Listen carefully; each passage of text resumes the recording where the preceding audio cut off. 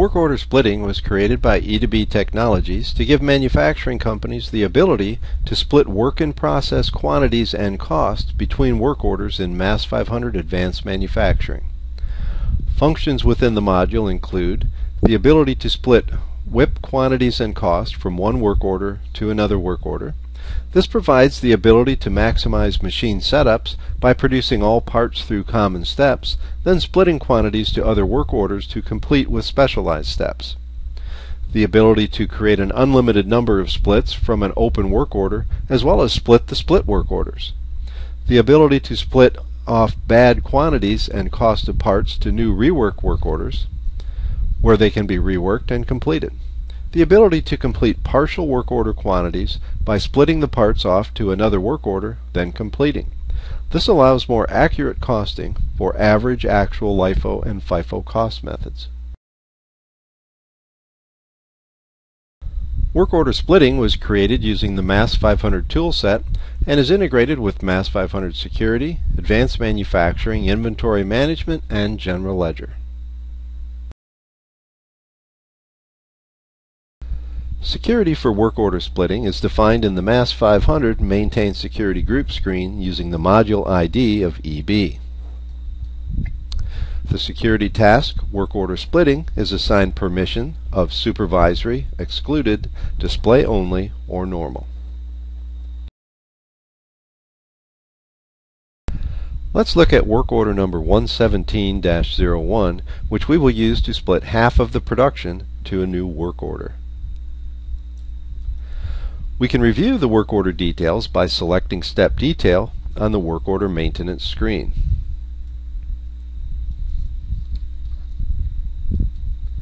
We can see here that a quantity of 40 has been produced through Step 20 using 4,000 pounds of material. We can also see that 41.5 hours has been applied to Step 20. And the resulting cost to date for material is $185,160, and the cost for Step 20, which is labor and overhead, amounts to $4,191.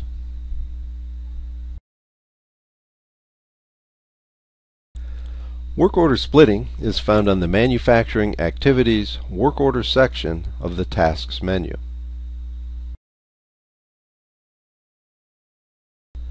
To initiate the work order splitting process, select Next Number to create the new work order number.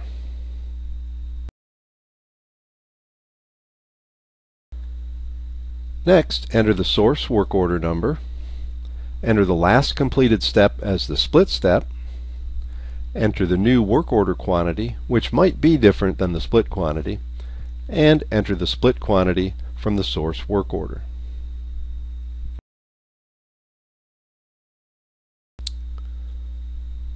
Check the first box if you wish to maintain the new work order once it's created.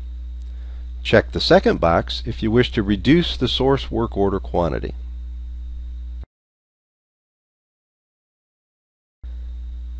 As you can see, the source quantity and the split step to date quantities are displayed on the screen.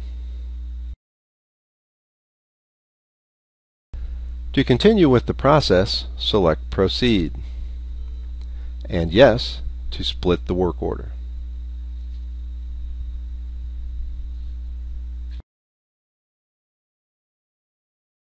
As directed, the new work order number 119 is displayed on the screen immediately and reflects a quantity of 20, which was the split quantity. Again, we can review the work order details by selecting Step Detail on the new work order that was created.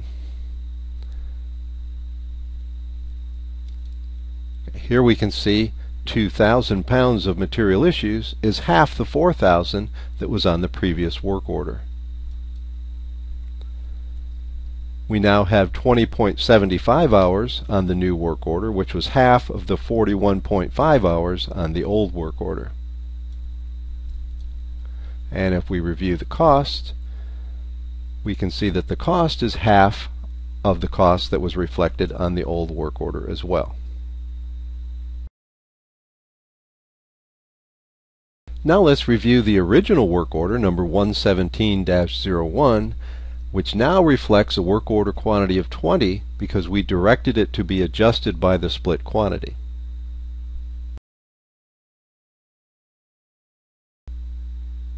Now let's review the details in the original work order by selecting Step Detail.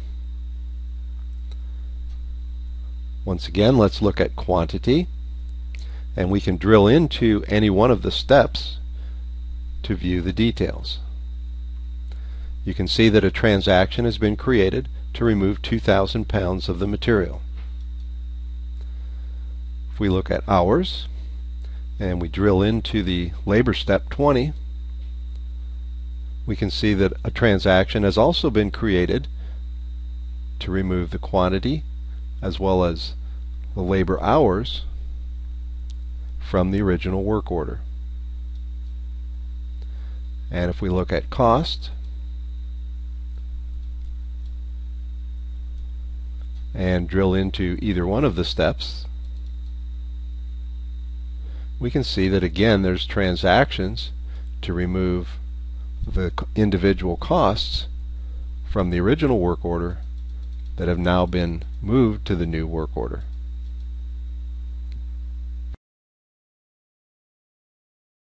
So in this scenario, we can now complete production on the original work order number 117-01 to finish the remaining 20 parts with no cost adjustments for partial completions or actual cost methods are used.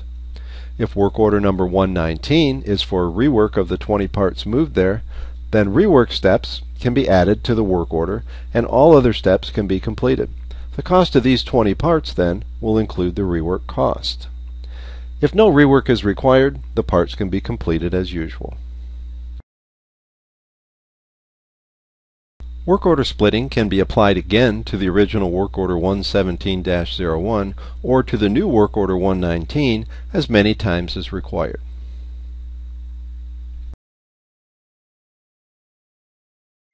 There are many reasons for splitting work orders during manufacturing processes and are not limited to the examples presented here.